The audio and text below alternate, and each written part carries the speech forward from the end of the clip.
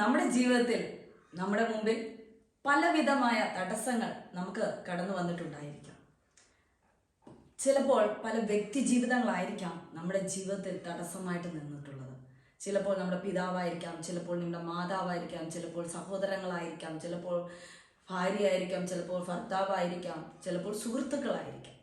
അങ്ങനെ തടസ്സങ്ങൾ നേരിട്ടിട്ടുള്ള നിങ്ങളുടെ ജീവിതത്തിൽ നിങ്ങൾ ചെയ്യുവാനായിട്ട് പല കാര്യങ്ങളും ആഗ്രഹിച്ചിട്ട് നിങ്ങളുടെ ജീവിതത്തിൽ തടസ്സമായി നിങ്ങളുടെ മുമ്പിൽ നിന്ന പല വ്യക്തികളും നിങ്ങളുടെ ജീവിതത്തിൽ ഉണ്ടാകാം. അങ്ങനെയുള്ള വ്യക്തി ജീവിതങ്ങളെ നാം ക്ഷമിച്ചാലും നമ്മുടെ ജീവിതത്തിൽ നിന്ന് അത് നമുക്ക് മറക്കുവാൻ സാധിക്കത്തില്ല.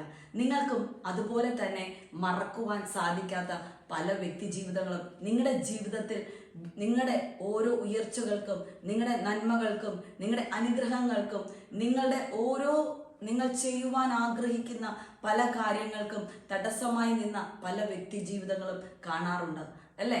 നിങ്ങൾക്ക് അങ്ങനെയുള്ള വ്യക്തി ജീവിതങ്ങൾ കാണുമായിരിക്കും. അതുപോലെ തന്നെ ദൈവിക അനുഗ്രഹങ്ങൾ, ദൈവത്തിൻ്റെ പ്രവൃത്തി നമ്മുടെ ജീവിതത്തിൽ, അതായത് നിങ്ങളുടെയും എൻ്റെയും ജീവിതത്തിൽ ചെയ്യുവാൻ ദൈവം ആഗ്രഹിക്കുമ്പോൾ നാം തന്നെ പലപ്പോഴും ദൈവത്തിൻ്റെ ആ അനുഗ്രഹത്തിന്, ദൈവത്തിൻ്റെ പ്രവൃത്തി നടക്കുന്നതിന് തടസ്സമായി തീരാറുണ്ട്.